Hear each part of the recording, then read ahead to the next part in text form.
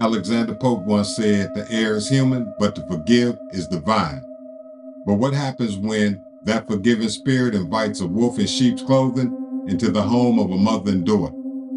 Oh my God, what the fuck? It's been a heartbreaking scene here in Rowan County as we've learned more information on a double homicide that claimed the lives of a mother and a daughter. Police say the Rowan County Sheriff's Office was called to a home just after 10 in the morning for a wellness check. That's where they found the victims. 37-year-old Kayla Blake and 13-year-old Kennedi McWhorter are their names. Police say an initial investigation named 44-year-old Joshua Cottrell a suspect in the double homicide. Police found Cottrell at a hospital all the way in Paducah. He was treated at that hospital, released, and arrested. He's now facing 2 charges of murder and 1 charge of tampering with physical evidence. Cottrell is currently being held at the McCracken County Jail. Welcome back to Unboxxed. I'm your host, Uncle Rice. Back at you one more again with a double dose of solid advice. If you're new to the page, don't forget to like the video, leave your thoughts down below, and subscribe to the channel. Help us continue to grow and go. The goal is 10K before Christmas, and I think we can make it. We're doing pretty good so far. Today we're going to talk about the case of Josh Cottrell. Now, Josh Cottrell is a guy that got arrested in Kentucky for unaliving a young lady named Kayla Blake and her daughter, who was 13 years of age. For all intents and purposes, you would think that they were a happy couple. I mean, they had videos up on social media. He made all types of dedications to her. He was speaking in the community, so everybody thought he was a good guy, but he had a dark past. Josh Cottrell had been locked up in his past for unaliving a gentleman in a hotel. Basically, they say that he was convicted of second-degree M for the 2003 unaliving of Richie Phillips at a Elizabethtown motel in Kentucky. Investigators say that he unalived Phillips and then put his body inside of a suitcase and dumped it in the river. But after he got out, he was supposed to be reformed. And during the time when he was out, he got with Miss Blake. He was a role model, some people say, in the community. He spoke to people, telling them about how you can have a second lease on life and you can have a second chance and do so much better.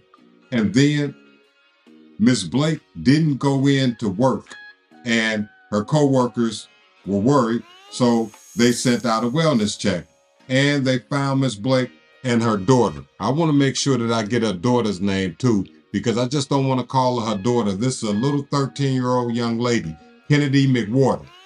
They were both found unalive, and it made me think, what makes people get with the person who has a violent past and give them a second chance? And it's all about how forgiving some people's hearts are. I went through a Facebook post and I saw so many people talking negatively about Kayla Blake and her choosing to be with Mr. Cottrell. But the fact of the matter is, many times some people don't know how to control who they love, and they get locked into a relationship. And if that person wears their mask tight enough, the one who's really the bad guy but pretending to be the good guy, then they can fool a person with a good heart. She worked at a rehabilitation center as a nurse, and her job was making sure that people felt like humans and getting a second chance. So that empathetic spirit is probably what invited him into her life. But as we know, sometimes when you invite the wolf in, he try to eat everything in the house. Now, they found Cottrell, and they said when they found him at the hospital that he drove to, he had blood all over his clothes. So he looked like he did it. So he was arrested. And as I said, Miss Blake and her young daughter, they didn't make it. So I don't want to make this video to criticize them whatsoever, because no victim deserves to be blamed in a situation like this whatsoever. But this should be a causative tale to women out here that are willing to take a chance and date a person with a violent past. I know people deserve second chances, but when you have a daughter, when you have people that depend on you and love you, you can't just put it all on the line and trust that somebody changed, because still, no matter what people say, the best predictor of future behavior is past behavior. People can change, but it doesn't mean that that past does not follow them.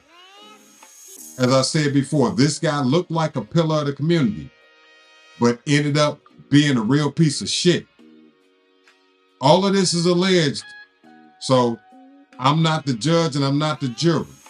But if things are what they say, they need to lock his ass under the jail, so he won't ever have a chance to do this to anybody else. And I just wonder, if he unalived a man back in 2003 and stuffed him in a suitcase, how could he only be convicted of second-degree manslaughter? He said that the man was trying to make some type of sexual advances at him, but at the same time, damn, you unalive him and then stuff him in a suitcase and put him in the river? We truly have to get more control over our emotions out here. And I hope that Mr. Cottrell sees this, and I hope that the family of Kayla and Kennedi, they see this too, because I want to send my condolences and RIP to both of them. And I hope their families can heal from this.